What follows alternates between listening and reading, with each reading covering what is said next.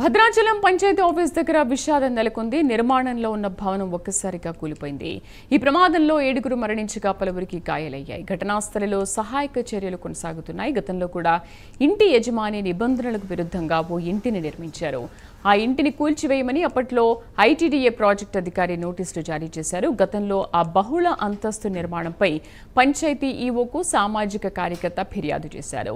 EO ఇంటి నిర్మాణం వద్దకు వెళ్లగా అతనిపై సామాజిక కార్యకర్తలపై దురుసుగా ఇంటి యజమాని ప్రవర్తించారు. అధికారులు ఆదేశాలను లెక్క చేయకపోవడంతోనే ప్రమాదం చోటు చేసుకుందని స్థానికులు మండిపడుతున్నారు.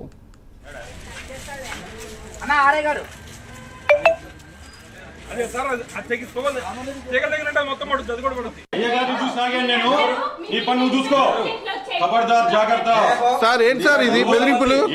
నువ్వు 10 మంది దగ్గర అడుగు తిట్టున్నావు. నువ్వు డబ్బులు అడిగావు. నువ్వు డబ్బులు అడిగావు. సాక్ష్యం చెప్పు. సాక్ష్యం చెప్పు. మిమ్మల్ని అందరినీ ఎగిరిపోనేస్తా నేను. అన్ని కరెక్ట్ ఉంటే ఈవో గారు చేపిస్తారుగా. అన్ని కరెక్ట్ ఉంటే ఈవో గారు చేపిస్తారుగా. ఈవో గారు ఒక స్లాబ్ వేసుకోవట్లేదు కదా.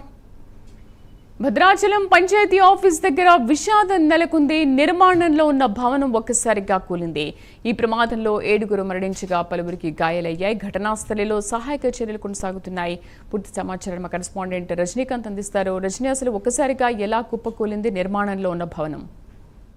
శ్రీదేవి, భద్రాచలం పట్టణం పంచాయతీ కార్యాలయం సమీపంలో నిర్మాణంలో ఉన్న 6 అంతస్తుల భవనం ఒక్కసారిగా కుప్పకూలడంతో ప్రమాదం చోటు చేసుకుంది. ఈ ప్రమాదంలో నిర్మాణంలో ఇంట్లో సుమారు 10 మంది వరకు కూలీలతో పాటు కుటుంబ సభ్యులు, ఇంటి యజమానులకు సంబంధించి ఇంటి ఈ యజమానికి సంబంధించిన ఈ బంధువులు ఒకిద్దరు ఉన్నట్టు కూడా సమాచారం ఉంటుంది. ఈ ఘటనలో దాదాపు ఈ నిబంధనలకు విరుద్ధంగా ఇంటి నిర్మాణం చేపడుతున్నారని గతంలో కూడా ఇక్కడ జియాలజికల్ సర్వే ప్రకారం భద్రాచలం పట్టణంలో 3 అంతస్తుల భవనం కంటే ఎక్కువ నిలవదు అంటే అక్కడ భూమి దానికి సహకరించదు అంటూ మాత్రానికి సామాజిక కార్యకర్త ఐటీడీఓపీఓతో పాటు భద్రాచలం పంచాయతీ ఈవోకి కూడా లిఖితపూర్వకంగా ఫిర్యాదు అందించాడు. ఆ ఫిర్యాదు అందుకున్న ఈ అధికారి ఈవోతో పాటు ఐటీడీఓ అధికారులు కూడా ఆ ఇంటి నిర్మాణం వైపు వెళ్లి ఆ ఇంటి నిర్మాణాన్ని కూడా నిలిపివేసిన పరిస్థితి. ఆ సందర్భంలో ఈవోతో పాటు ఈ సామాజిక కార్యకర్తపై కూడా ఇంటి యజమాని దురుసుగా ప్రవర్తించడమే కాకుండా దుర్భాషలాడిన సంఘటనలు ఉన్నాయి. ఆ తర్వాత ఐటీడీఓపీఓ కూడా సీరియస్ గా వ్యవహరించి ఇంటి నిర్మాణ పనులు కూడా పూర్తిగా నిలిపివేయాలని చెప్పారు.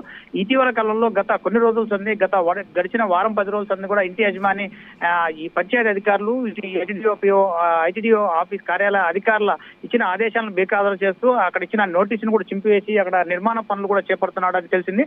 నిర్మాణ పనులు కూడా గుట్టుచప్పుడు కాకుండా పనులు చేపడుతుండటంతో ఒక్కసారిగా ఆ నిర్మాణ పనుల లోపం కారణంగానే ఒక్కసారిగా 6 అంతస్తుల భవనం ఒక్కసారిగా పేకమెడలా కూలిపోయింది.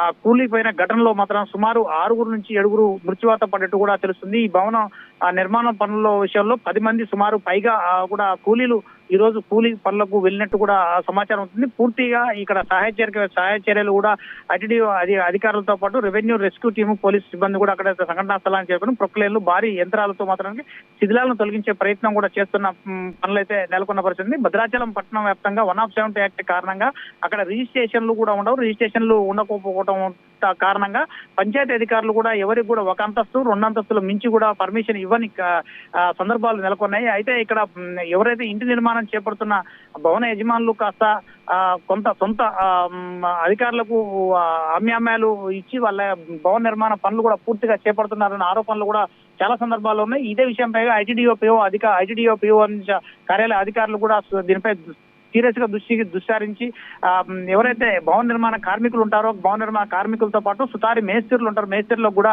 సీరియస్ గా గతంలో కూడా ఐటీడీపీఓ కూడా వార్నింగ్ ఇచ్చిన పరిస్థితి. నిబంధనలకు అనుకూలంగా పర్మిషన్లు ఉన్న బిల్డింగ్ లో మాత్రమే పని చేయాలంటూ మాత్రం ఆయన వార్నింగ్ కూడా ఇచ్చిన పరిస్థితులు. దాని అనుగుణంగానే భద్రాచలం పంచాయతీ సంబంధించిన ఈవోతో పాటు పంచాయతీ గుమస్తా అధికారులు కూడా ఈ ప్రస్తుతం కూలిపోయిన బిల్డింగ్ సంబంధించి కూడా నోటీసులు కూడా అందించారు. ఇక్కడ కార్యకలాపాలు చేయొద్దు, నిర్మాణ పనులు చేపట్టొద్దని చెప్పారు. అప్పటికే పిల్లర్లతో పాటు 5 అంతస్తుల నిర్మాణం పూర్తిగా చేశారు. గ్రౌండ్ ఫ్లోర్ తో పాటు 5 అంతస్తుల నిర్మాణం పూర్తిగా మొత్తం 6 అంతస్తుల నిర్మాణం చేపట్టారు. లోపల చిన్నపాటి నిర్మాణాలు అంటే గదులు నిర్మాణాలు చేపడుతున్నట్టు కూడా సమాచారం ఉంది. ఈ రోజు కూలికి సుమారు 10 మంది కూడా వెళ్ళినట్టు తెలుస్తుంది. ఆ సందర్భంలో మధ్యాహ్నం భోజన సమయంలో అంతా 3rd ఫ్లోర్ లో పనులు జరుగుతుండగా కిందికి గ్రౌండ్ ఫ్లోర్ లోకి వచ్చి అంతా భోజనాలు చేస్తుండగా ఒక్కసారిగా పెద్ద శబ్దం వస్తూ మాత్రం ఒకసారి పేకమెళ్ళగా బిల్డింగ్ కూలిపోవడంతో చుట్టుపక్కల ప్రజలంతా భయకంపితులు అయ్యారా అని చెప్తున్నారు. చుట్టుపక్కల ప్రజలంతా అక్కడ చేరుకునేసరికి ఉదయం వేళలో ఆ రహదారిపైకి ఆ రహదారి నుంచి వెళ్తున్న సందర్భంలో మాత్రం అక్కడ కూలీలు 10 మంది సుమారు వచ్చినట్టు కూడా సమాచారం చెప్తున్నారు. పూర్తిగా ఎంతమంది కూలికి వచ్చారు, దాంట్లో శిథిలాల కింద కూలిపోయిన భవన శిథిలాల కింద ఎంతమంది ఉన్నారన్న విషయం కూడా పూర్తిగా తెలియాల్సి ఉంది Sridevi. Right Rajani, thank you.